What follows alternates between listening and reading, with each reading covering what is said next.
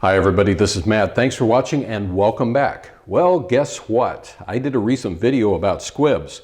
Guess what happened to me? I had a kaboom.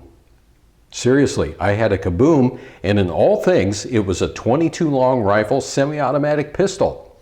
That's the first kaboom that I've had in recent memory or even distant memory. So let me talk to you about it, tell you what went on, and hopefully you can avoid the same thing happening to you, because firearm safety is very important. So here's the deal.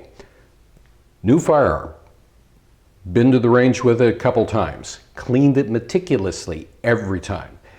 Excellent, excellent shooter. One of the finest 22 LR pistols that I've ever fired in my life. So that part of it was great. I was just absolutely giddy. I loved the thing, and it was a dream until the third session. Now, I had visually inspected the bore, and I made sure that everything was clean before I went to the range. Go to the range, walk in, start putting lead down. And everything was okay for maybe, let's see what, about 100 rounds, somewhere thereabouts. And I brought the target back, changed it out, put a new target in, sent it down range. Start firing. Next thing I notice is it bucked on me just a little bit. And by bucking, I mean a little more recoil than normal. However, that didn't necessarily set off any alarm bells, because for those of you in the shooting sports for the last few years, you know as well as I do that occasionally, because of manufacturing inconsistencies, we get hot loads from time to time. So you can be firing a 9mm that's just 9mm round nose, everything's fine, then one time, boom, it goes off like it's a plus P. It happens, right? So I wrote it off to that. Kept bucking a couple more times. And I'm like, guess they're just a little bit of hot loads. Look at the group. However, the group has widened out, and it's gone like that, and I'm like, what in the world's going on, Matt? You having a bad night at the range or what? So come up, make sure I've got good front sight focus, I don't have much wobble there, and kaboom. Fire goes bawoosh out the ejection port, and I feel a burning sensation on my hands. I have lead coming up into my face and just kind of, raining down all around me. And at that point, I'm like, okay, we're done. So I clear the weapon, pull out the magazine, make sure everything's safe, nothing in the chamber, box it up, and walk out. The guy at the range noticed immediately that something was a little bit haywire, because I'd only been in the range maybe 5 to 7 minutes. He's like, wow, that was quick. Is everything okay? And I'm like, no, something's wrong with my pistol. And I go home, go to clean up, and I've got scorch marks all over the tip of my thumb, because I'm a lefty. So when I'm holding and I've got my thumbs over like this little guy here is closer to that ejection port. So it got scorched just a wee bit, and then the web of my hand here got a little bit leadified, as it were. So I'm home, get cleaned up, come down here to the workbench, completely disassemble it. The lower has got, scorch marks all over the inside of it, and it's like, okay, that's bad. Get the bolt out of it. Go to look down the barrel. I'm actually holding it up against one of these lights that I use for shooting videos, and I can see 2 smears going like this with the rifling. But they were severe enough, I wasn't sure if I had a ruptured barrel.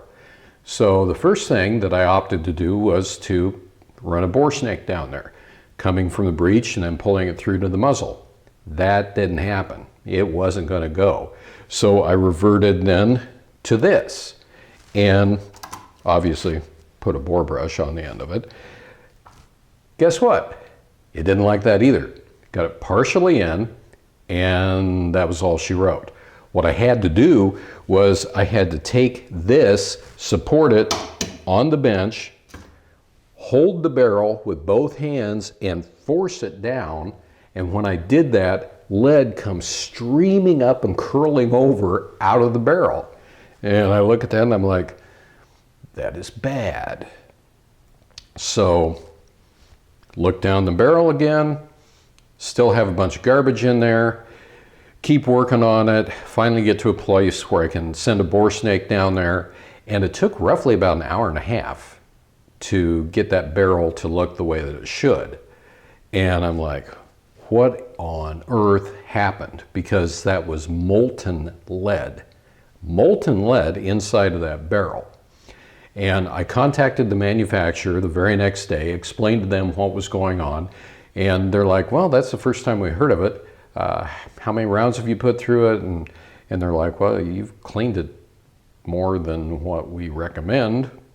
Well, I do that. I'm pretty meticulous when it comes to cleaning my firearms.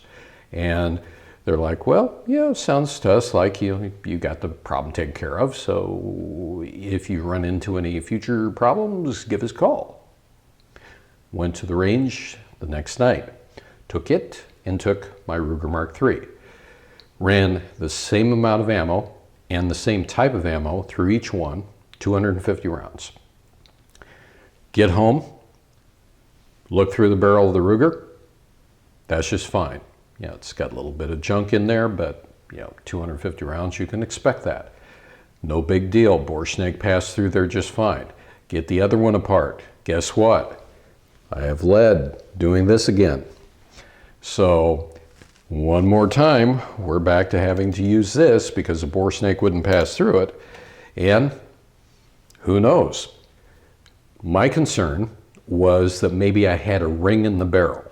And for those of you that are unfamiliar with that term, a ringed barrel means essentially that you have a bulge in it. And so that's a bad thing. I ended up packing it up, contacting the manufacturer, shipping it back. It's sitting with them right now and they're examining it. But I just wanted to share my experience with you because if it happened to me, it can happen to you. And like I said before, I'm just very thankful and grateful that it happened with the 22 LR instead of something like a 9mm or a 45 ACP. So I'll let you know how everything turns out, but there you have it. And until next time, hey, thanks for watching. Really appreciate it. And everybody, be safe out there.